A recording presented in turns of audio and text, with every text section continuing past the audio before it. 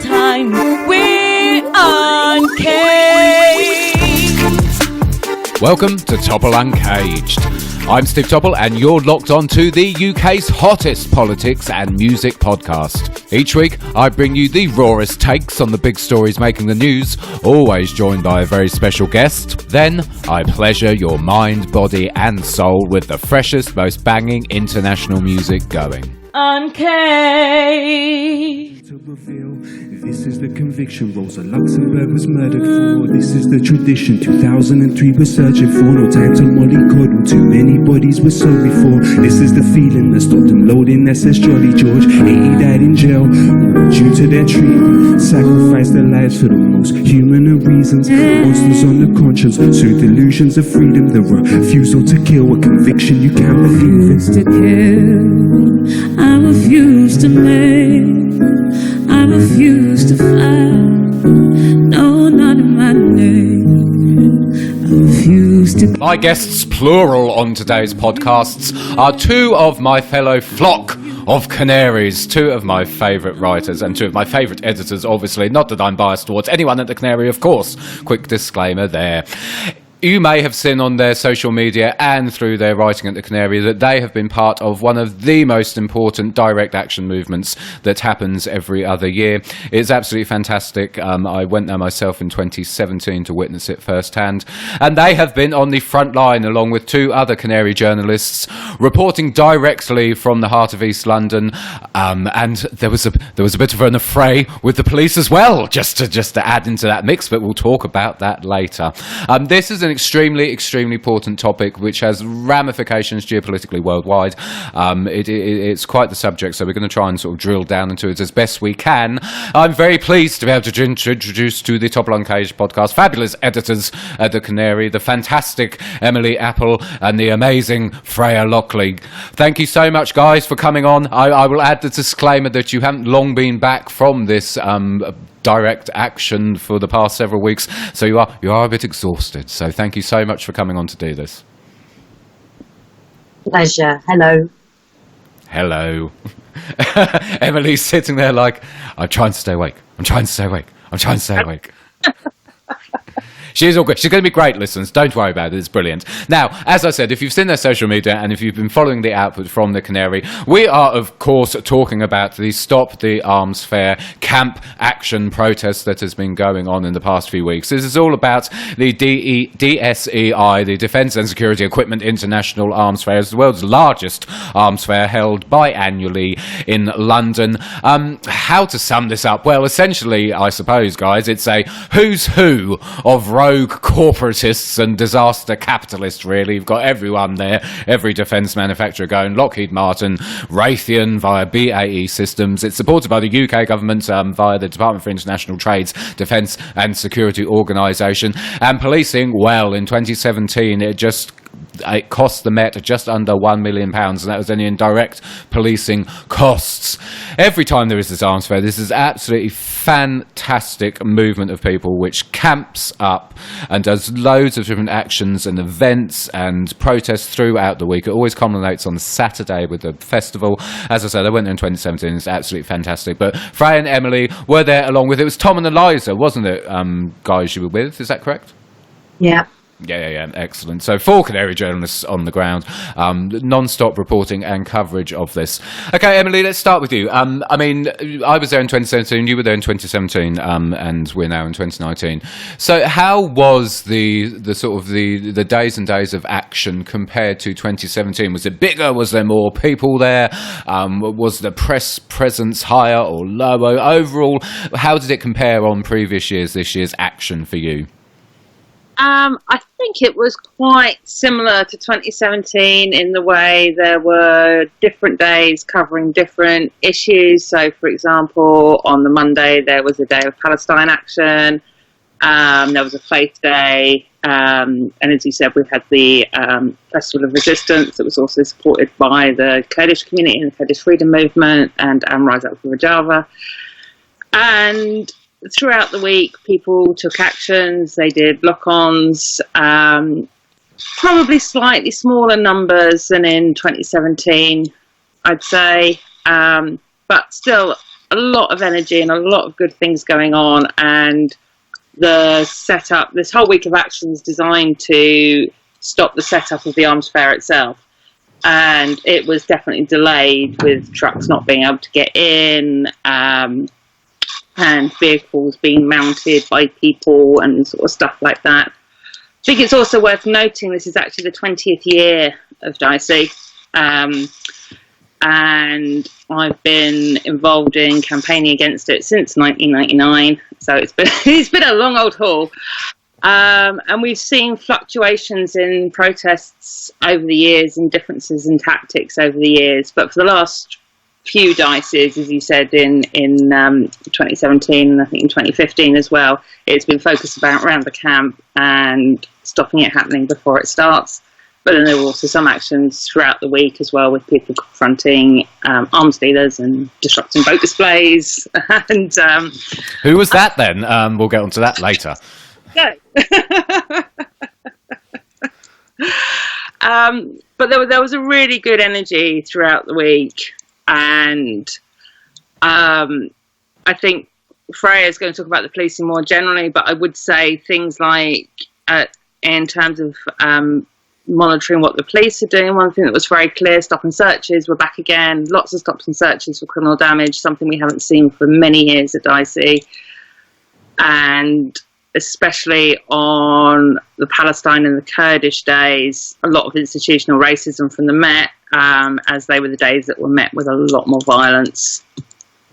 I mean, just quickly, Emily, you say sort of numbers maybe seem slightly down on this year. Do you think that's an effect of the amount of other, for want of a better phrase, shit that's going on in the country? That's sort of protest organisations, direct action groups are being pulled left, right, and centre, and obviously we've had the rise of our delightful friends, Extinction Rebellion. Do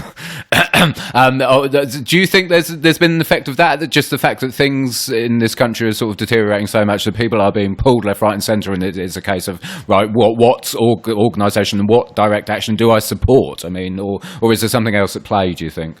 I think so. I mean, we had all the Stop the Coup stuff going on at the same time, and I think one of the things that we really, really need to do with a lot of these sort of campaigns is a lot more joined up thinking. Because for me, the arms trade and things like DSEI are things that encompass everything that we're trying to oppose. So we've got money from the government subsidising the arms trade while we've got people dying through austerity. We've got the military that's one of the biggest polluters in the world, and we've got a chance to do something about it rather than block dead space in central London and actually take direct action against the things that are actually happening in front of us and we can actually have an impact on. So I think in terms of, I mean, there was a climate day, but I'm not quite sure how well those links were made with the military as a polluter rather than just the impact of the arms trade. And just look at capitalism, neoliberalism, everything that is wrong in the world is linked up into the arms trade. So for me, one of the reasons why I've been involved in this campaign for 20 years is because it encompasses so many different issues. And I think in the past, we've done a lot of work over uniting those issues and really setting out why those issues are interlinked. And I think we need to do more of that work. And I think we need to do more to encourage people to be out on the streets, actually impacting the things that are happening, whether that's at fracking sites, whether it's at places like DSEI, whether it's at HS2. We need to be taking direct action against these things where we can stop them happening, rather than action which is basically begging the government to do something. We have this power, we need to be using this power. And I think that's the fundamental flaw of a lot of the protest movement at the moment. Yep, nothing wrong with your brain today, Emily Apple. Exactly, spot on. As Nicola Jeffrey would always say, we seem to have forgot how to do join the dots from when we were children, and exactly so. I mean, I saw this article published by Byline a couple of days ago, how the disaster capitalist friends of the Leave movement and Boris Johnson ploughed 8.6 billion into the fact that we leave with no deal. And it's these same disaster capitalists who make money from the arms industry. As you say, all these issues are ultimately ultimately interlinked, and I think you're quite right. We've had enough people's assemblies marching through London at huge costs themselves, 20 odd grand for the privilege of marching to the police, and not actually doing anything. So yeah, exactly. I think the time for waving banners in the middle of London when Parliament's not even there has well passed. So yes, agreed. Direct action has to be the way forward, and as you say, linking all these issues together. One of the issues, of course, surrounding the arms fair, which is always a pertinent one, is the policing. And as Emily touched on, there was some interesting developments this year, not least, as you say, institutionalised racism against the Kurdish movement and the Palestine Solidarity movement as well. Freya, I mean, obviously there was some standouts for you as to what had changed then with policing at this year's arm fair. Just to answer a direct question actually from me. So you say that there was lots of stop and searches going on. Was there Section 60 in place then? No, it was all for criminal damage. Right, okay. Excellent. I was just interested as well, because obviously living in London, we've had Section 60s going off left, right and centre at the minute, literally for nothing. Obviously there's one at the Notting Hill Carnival just a few weeks ago, and then there's been one in the borough I live in as well. Freya, so policing, more heavy-handed, more arrests, more abusing of powers, do you think, this year? What was the policing like? What were the most sort of nefarious aspects of it this year? As far as we know so far, there were at least 116 arrests. But as well as the arrests, the police presence was intimidating to a lot of people who may just have been there to protest peacefully, who may not have put themselves in the path of being arrested. One thing I noted in particular was the police response to press. I mean, I was bruised and shoved on several occasions, holding my press card, just trying simply, because on some days I was there with the press card, on other days I took the press card off and I wasn't. But both of those incidents that happened to me, total strangers stepped in and photographed them, witnessing me holding up my press card, and I left on Monday with bruises from simply trying to report on what was going on. And I saw a lot of that going on around. I think one of the harshest ones I saw was when the Kurdish community simply tried to cross the road with a banner, and the response to that was totally disproportionate. These were peaceful people from the Kurdish community. There were several brutal, pretty violent scuffles and violent arrests during that as well. I know that one woman was holding a baby, and the police response was so extreme to her that they pushed her while she was carrying a baby in her arms. On the peace day, I saw what the police did. People were just sitting very calmly. It was absolutely silent, very, very peaceful. And they were told to move by 3 o'clock. Had they been allowed to continue for another 15 minutes, their religious service would have been over. But the police wouldn't listen to that. It was very much our rules, that's it. And just in terms of the sheer volume of police there, I mean, it was completely disproportionate to any number of protesters that were there. In a moment, the bat of an eyelid, they could mobilise lines of 50 to 100 police who were all stacked up behind. So we just think about the cost of that, about everything else going on in London, about the fact that people are constantly saying there aren't enough police out on the streets anyway, and yet there they all are trying to prevent mostly peaceful protest, and where there were any people taking any form of direct action, a completely disproportionate police response to anything that was taking place. And again, sort of similar question to what I asked Emily. I mean, why do you think it's been up this year? Because I remember being there in 2017, and I had my press card round my neck. And while I thought then the police presence was still disproportionate, there was a ridiculous amount of police there then for the amount of people that were there and the kind of action that was going on. I mean, there was lock-ons sort of left, right, and centre, and blocking of roads, but it was completely disproportionate then. Why do you think we've seen this upping of the ante by the Met this year? Is it changing government? Is it due to the fact that there's been this boom, I suppose, in direct action across the capital because of what's happened with Extinction Rebellion? I mean, what's your kind of thoughts on why the police were so more aggressive and heavy-handed and out in so many more numbers this year?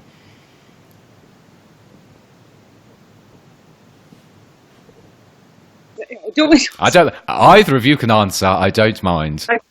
I would say that so policing at Dicey has always been heavy-handed. Going back to '99, policing at Dicey has been heavy-handed, and it's gone in waves. Going back to 2003, it was so heavy-handed that a lot of people who came down to that action said they would never go to a protest in London again. It was purely about harassment. People were followed for hours. Lots of violent stop and searches, a lot of violent arrests, and it's kind of calmed down from there. So we're not quite back where we were in terms of policing, but it's still up there. I think they were under orders to protect the arms trade at any cost. I think there's been a lot of negative publicity for the Met over how they've handled the Extinction Rebellion protests, a lot of political pressure. So I don't think they wanted to see those sorts of scenes whereby people were allowed to block the road. Now, I've said for a long time, and I think I've said it in articles and I've said it in tweets, what happened at the rebellion was allowed to happen by the police. It was absolutely great they took those spaces. It was beautiful to see, but that was allowed. And what we see at Dicey and what we see at other places is what happens when the police decide your protest is not allowed. And it's not something they're going to sanction. And I think that's really important to remember. And I think that's something that everyone involved in Extinction Rebellion needs to remember. Because while it's great that they're holding these spaces, and it's great to see so many people out on the streets, what's happening and when it's being allowed to happen isn't the decision of the protesters, it's the decision of the police. And we have to adapt our tactics to make sure that we can still be effective when the police want to be heavy-handed. It's not good enough just being effective when the police allow us to do things. And I think bigger questions need to be asked about those other protests are allowed to happen. I was there with a friend who'd been part of those, and she's come away, I don't want to put words into her mouth, but, you know, quite visibly stunned by seeing the response of the police to a much, much smaller protest in response to those other ones she'd seen going on in central London. And there's a big question to look at there. Why are some protests allowed and the Guardian's there trotting along behind them and everything's documented, and yet others which are going right to the heart of, you know, death, destruction, and the biggest corporate values, you know, on the planet, those aren't. You just answered the question. Did I? Oh. That is basically it. If you're occupying dead space in Parliament when Parliament's not sitting, yes, you can do it. If you're actually trying to stop something from happening, and what you're trying to stop from happening is all about corporate profit and money, and you're stopping those financial interests, then the police will come down on harder than you. I think it's as basic as that. I think it is as basic as that. I think also with Extinction Rebellion, I would say, just my opinion on this, there are elements of the fact that obviously this kind of notion of controlled opposition almost by them suits the government agenda, because they can turn around and say, oh yes, well, we've listened to you and here's what we've done on climate change, and it gives the notion that, well, okay, yes, we do listen to protests and there are effects, so you can go away now and we are listening to you. It gives the notion that the government will listen if you kick up a stink about things which really, in the grand scheme of what the government is doing, is still kind of irrelevant anyway. Whereas, as you quite rightly point out, there's corporate interests at play here, and this is a far bigger issue than a slight change in government policy. As you said in the introduction, Emily, it goes to the heart of everything that's wrong with us as a species and us as a planet. And I think the sort of controlled opposition of Extinction Rebellion, they were quite happy for that to happen. It was a jolly nice day out for a lot of people, and it gave the government excuse to say, well, we do listen, look, we've just done this. So yeah, if you want to grab yourself some refreshments, do so now, because me, Emily and Freya will be back in a couple of seconds with some more talk about the arms fair.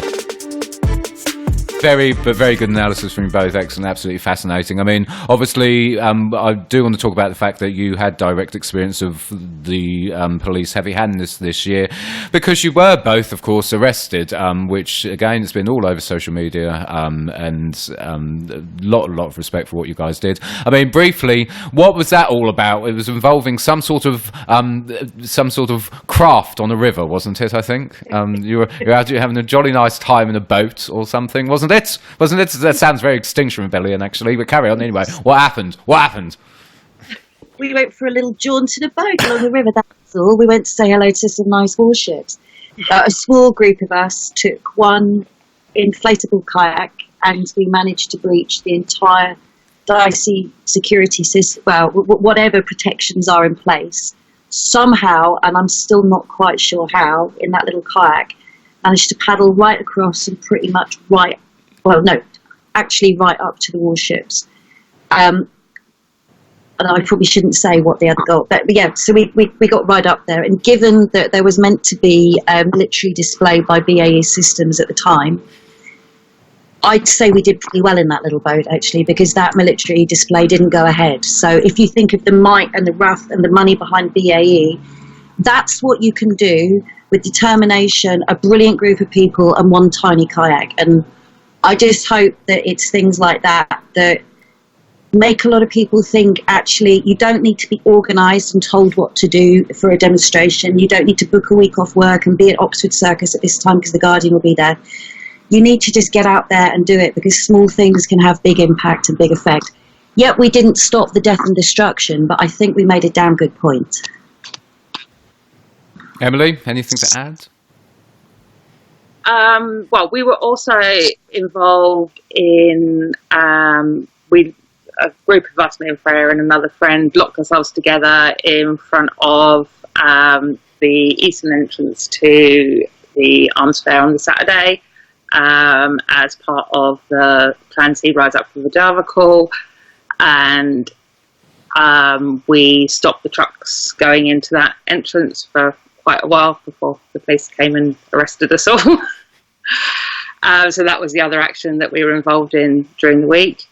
I'd actually can I just give a little shout out to Campaign Against the Arms Trade and Stop the Arms Fair for not only doing a huge amount of work organising the week, which was utterly brilliant, but we've been talking about policing and legal ramifications, and I really just wanted to drop in. They did an absolutely brilliant job of showing how you can do non-violent direct action without the stupid messages about police being your friends. Every day there were no key rights, key messages on your rights were read out. It was very clear there was no police liaison, there was no talking to the cops, no comment. All those key messages that legal support groups have been trying to get out for years and have been successful in getting out for years before Extinction Rebellion were taken on board. All those lessons were learnt, and they did a fantastic job of making sure that people were safe in that sense. And also to the welfare teams, who were utterly amazing, going around with water and sweets and making sure people were safe and feeding people, and just I think it was a really nice atmosphere that people felt held in and supported in, and I think I'd just like to give them a massive shout out for doing that, because I think that was really well done. Yeah, I'd echo that, and to prisoner support as well, and all the legal observers, because from beginning to end, I think whether you were there just to be giving your support to what was going on, or whether you were there knowing that you were happy to take action that may lead to arrest, everyone was safe and everyone was held, and it was incredible. And that didn't come through chats with cops and telling everybody what we were doing and where we were going. Yes, quite indeed, Freya. Yes, listeners, you may get that inference. No, I completely agree. And Campaign Against Arms Trade is absolutely excellent. I will link to their website in the show notes, because not only are they brilliant on the ground, but their website's absolutely excellent as well. And it's so chock-a-block with information about the sort of financial implications, vested interest, etc., etc. So I'll link to that in the show notes. I have to give a little shout out as well, actually, because they always impress me, and I always think they're wonderful. And I'm no fan of organised religion, obviously, but I have to give a shout out to the Quakers as well, because when I was there in 2017, they just blew my mind. Loved them. And I know they came in for a lot of trouble this year as well with the police. So shout out to the Quakers as well. They're absolutely fantastic as always. I want to sort of get into a bit more philosophising, really, I suppose is the right turn of phrase, regarding this, just because of, as Emily summed up in the introduction, the sort of global geopolitical implications on every aspect of life that really events like DSEI have. I mean, Freya, it's been several decades now, I think it was in the 60s, wasn't it, that President Eisenhower gave his speech about the military-industrial complex, as the phrase that he coined goes, about the sort of intertwining of government and big business and corporations involved in arms and the military. I mean, I always think, don't get me wrong, I'm no fan of Eisenhower, he wasn't exactly an anarchist, but it was a very sort of telling way of summing up the situation, and I think if he was alive today, he'd probably be maybe not unsurprised, but still quite shocked about how much deeper this has become. I mean, why do you think, in all these decades since he made that speech, and what I suppose we would now term as corporatism, really, that intertwining between big business and big government, I mean, why do you think nothing has moved on in all these decades? In fact, why things have actually got worse, but with the sort of the interlinking of government and the military-industrial complex, and the continued rise of this most dastardly of phenomenons, I suppose, Freya. Why has it got worse? One word, profit. Two words, money. Profit, money, profit, money, profit, money. I mean, since 2008, the UK arms industry alone has raked in £44 billion, and that's one country out of many. Take that, magnify it by America, Saudi Arabia, United Arab Emirates. There is huge profit in death. It's quite simple.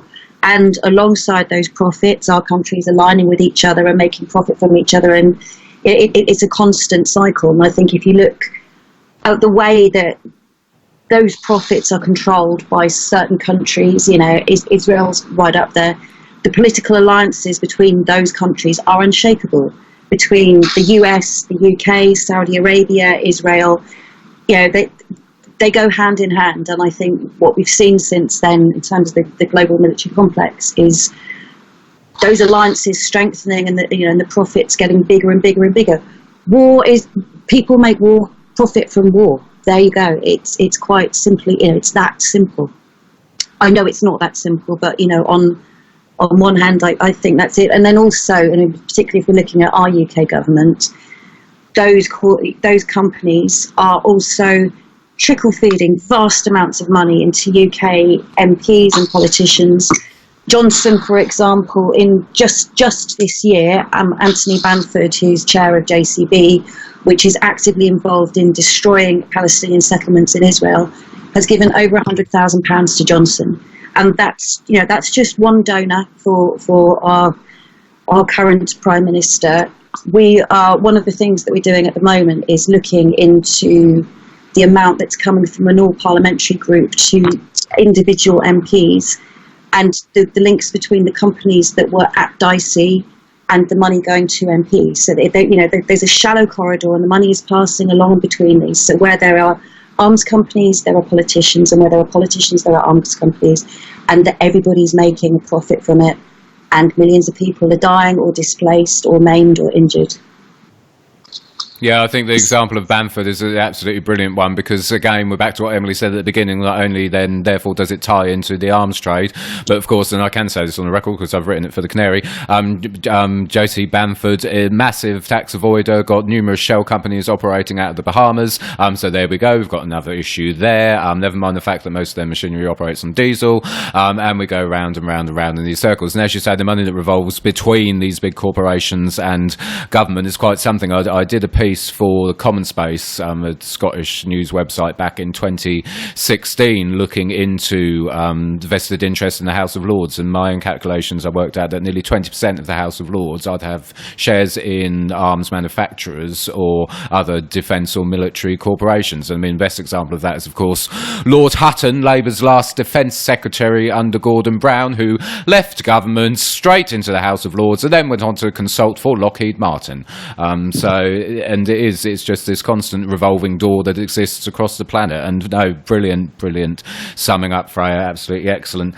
I mean, that's another topic in itself that we could actually go into, but we have to be mindful of time. Emily, just sort of finish this off. I mean, to be honest, you kind of answered, I may as well throw my script away, because you kind of answered this question at the start of the show, actually. Why is this so important? But I mean, looking forward to 2021, I mean, what is the best course of action that we can do from now until the next DSEI fair to get the point across that all these issues are interlinked, and if people want to throw their energy into something to do direct action about, that it should be about stop the arms fair? What's the most crucial thing that we can be doing to get that message across, do you think, between now and 2021?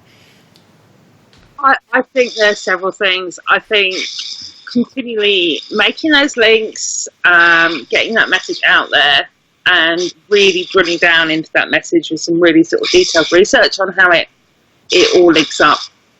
But I also don't think we should be waiting until 2021. The arms trade is happening every day. Arms companies have factories, they have offices around the UK where these weapons are being made. We all have the power to go and shut these places down. They operate because of profit. We can eat into that profit. As the saying goes, you hit them where it hurts them in the pocket. Go shut those offices down, cause disruption, make sure they can't make that money. And I think that's the biggest thing that we can do. When I was sitting in the road on Saturday, I was thinking about all the friends and people I'd interviewed when I was out in Ahmed in Turkey earlier in the year.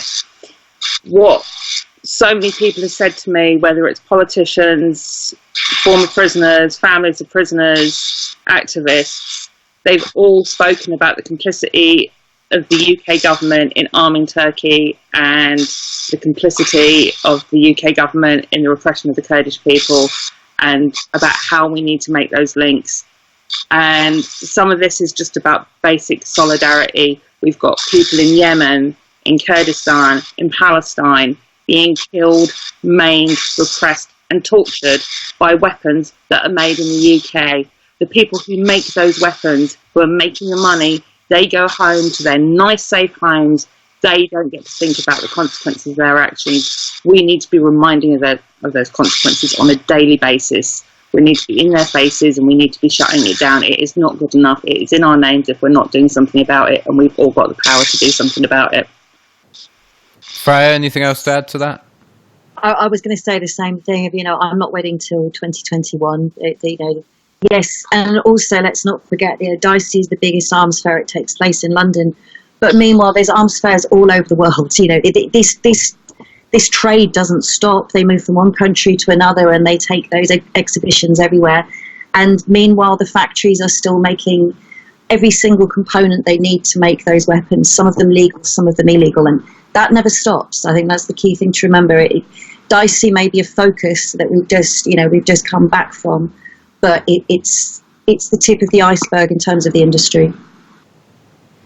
Absolutely, and I think that's an absolutely brilliant way to finish up, because, as you say, this cog keeps on turning in the wheel of corporatism, as it were, and we need to be doing things all the time surrounding this. And I look forward, although, like you say, we have to carry on, I look forward to 2021, when Nicola's health will be much improved and we'll be able to be at the Excel Centre in East London with you, both of us. So I look forward to September 2021. Absolutely brilliant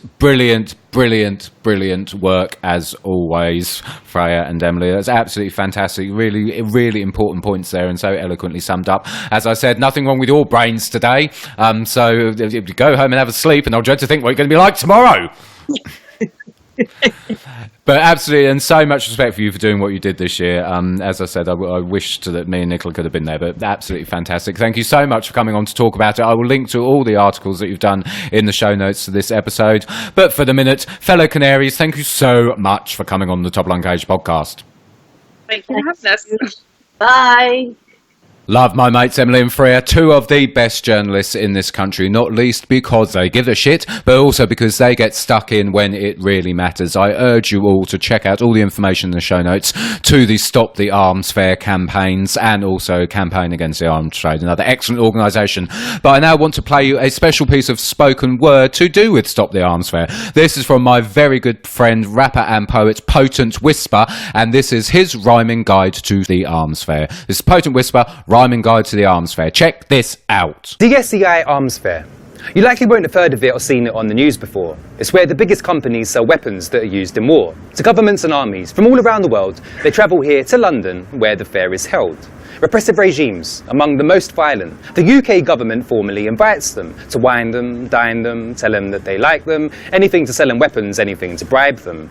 The weapons that we sell here are used in wars globally. This is where war starts, with arms made locally. Black boys with knives are getting sent down for life, but bombs, tanks and warships, we can sell them openly. This is the hypocrisy of the state we live in. Immigrants are bad, but dictators get the bring in. Britain needs business and Britain means business, but we don't have to make a killing just to make a living.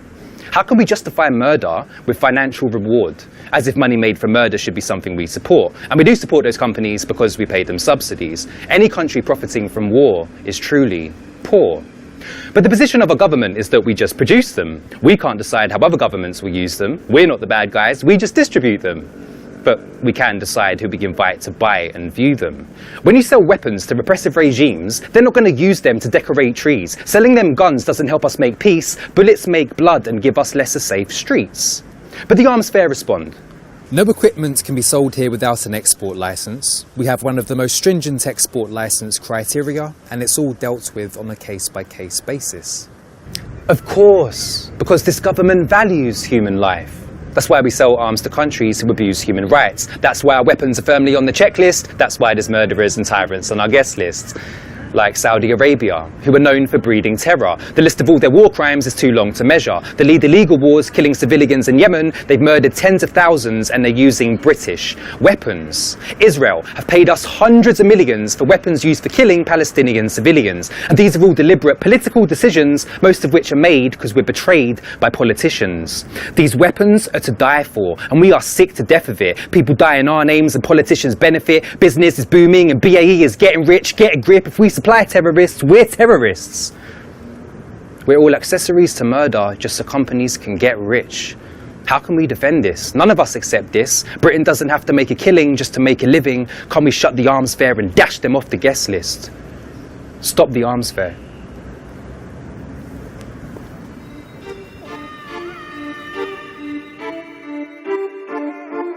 And that's it. This very special episode of Topple Uncaged is done. I'd like to thank my fantastic guests this week, the incredible Emily Apple and Freya Lockley. You can follow them both on Twitter. One is at Emily Apple, the other is at Freya Lockley. As always, behind the scenes, thank you to the love of my life, the gorgeous Nicola Jeffrey. Follow her on Twitter, it's at Nicola T. Jeffrey. My man behind the booth, sound engineer Gav Pause. Follow him on Twitter, it's at Pause with AZ Radio. And my in-house singer, it's Ray Star Music. Follow her on Twitter, it's at Ray_Star113. Thank you to the Canary for uncaging us. I will see you again soon. Uncaged.